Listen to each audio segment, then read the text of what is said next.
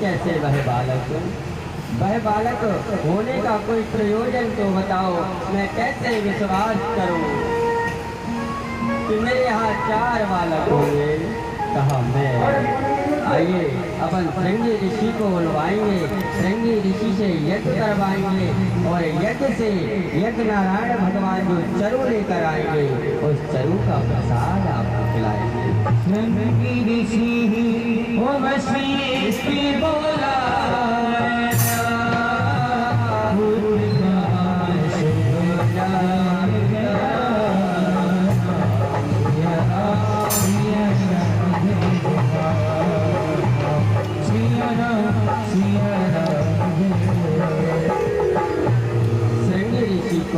बुलवाएंगे, क्योंकि श्रृंगी ऋषि ही है जो पुत्रेष्ठी यज्ञ करेंगे और यज्ञ से फल अवश्य मिलेगा, मुझे विश्वास है।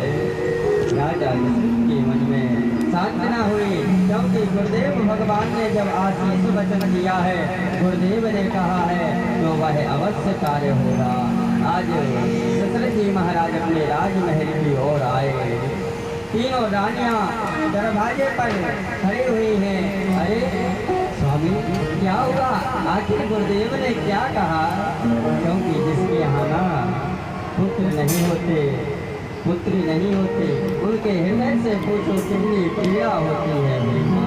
तीनों रानियां टकटकी लगाकर खड़ी थी कि कैसे राजन आए और कैसे गुरुदेव ने क्या कहा है, गुरुदेव ने क्या बताया है, जरूर पूछना है। जैसे ही दशरथ जी महाराज महल में प्रवेश किए, तीनों रानियां पूछने लगी, महाराज गुरुदेव ने क्या आशीर्वाद दिया है, आखिर गुरुदेव ने क्या कहा है आपसे?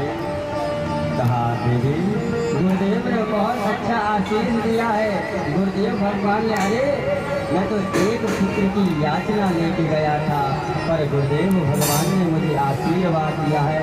अरे बेटा चिंता मत करो, धरो धीर हुई है सुख चारों, धैर्य रखो, 4 पुत्र होंगे।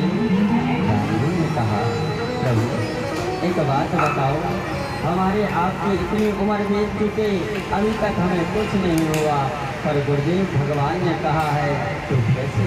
कुछ बताया होगा, कुछ नियम बताया होगा, कुछ जाप बताया होगा। कहा देवी हमें एक यज्ञ करना होगा, पुत्रेष्ठी यज्ञ करना होगा, जिसमें श्रृंगी ऋषि को हमने बुलवाया है और श्रृंगी ऋषि से ही हम वह यज्ञ संपन्न करवाएंगे। गुरुदेव भगवान के आशीर्वाद से सब मंगलमय होगा, सब अच्छा होगा, जो भी होगा। आज श्रृंगी ऋषि को बुलवाया है और वशिष्ठ जी महाराज वही विराजमान है, तीनों रानियां विराजमान है, दशरथ जी महाराज विराजमान है और यज्ञ आरंभ किया है। यज्ञ आरंभ हुआ, तीनों रानियों के मन में एक हर्ष होने लगा, मन में एक प्रसन्नता होने लगी कि गुरुदेव की आशीष से यज्ञ चालू हो गया। अब तो हमारे यहाँ पुत्र रत्न की प्राप्ति अवश्य होगी, पुत्र रत्न की प्राप्ति अवश्य होगी। अब तीनों यज्ञों पे बैठे हैं सभी यजमान बनकर, भक्ति सहित मुनि आहुति दीनी और प्रगटे अग्नि चरु कर लीनी। भक्ति सहित प्रेम सहित मेरी माँ, कोई भी हम काम करे ना बड़े प्रेम से करो, बड़े भाव से करो, क्योंकि जो भाव से काम करते हैं ना वही हमारा सार्थक होता है, बिना भाव के कुछ नहीं होता है। और गोस्वामी जी कहते हैं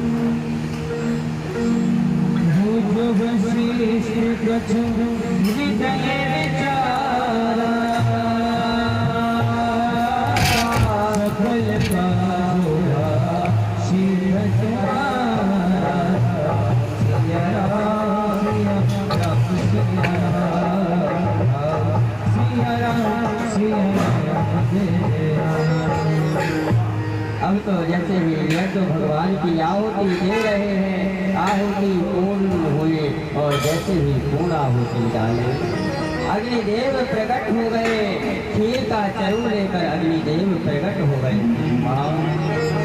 अग्नि गुरुदेव ने प्रकट होकर वह खीर का चरू गुरुदेव के हाथ में दिया। गुरुदेव ने 3 भाग किए उस खीर के, एक एक भाग तीनों रानियों को दे दिया, एक एक भाग तीनों रानियों को दिया। और वहीं जो सुमित्रा मैया का भाग था, एक चील ऊपर से उड़ते आ रहा था और उस चील ने सोचा कि मुझे भोजन है, खाने के लिए कोई प्रसादी है।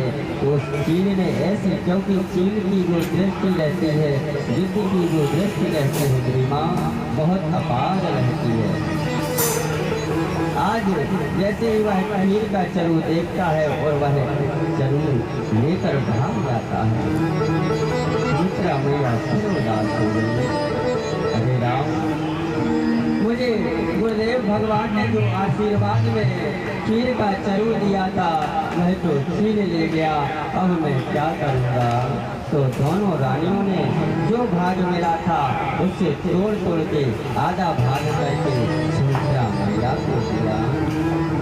और जो चील वह खीर का चरू लेकर गया था, वह चील उड़ते जा रहा था, कारणवश उसके मुख खुल गया।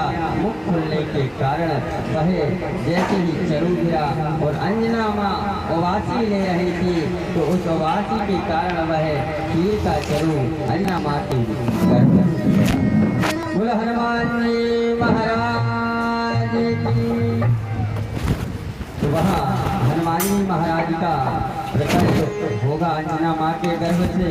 और यहाँ दोनों रानियों ने जो अपना अपना आर्ध भाग को संजातियों अर्ध भाग के कई रसदीनी आधा आधा भाग करके दिया है। दोनों रानियों ने आज धीरे धीरे धीरे धीरे भगवान की कृपा हो रही है और अवधपुरी में नित्य नव धीरे धीरे मंगल होने लगा मेरी माँ। जैसे हम कोई कार्य करते हैं ना, तो धीरे धीरे उसकी खुशी अवश्य होती है। आराम आराम से कोई भी हमारा कार्य हो तो खुशी होती है।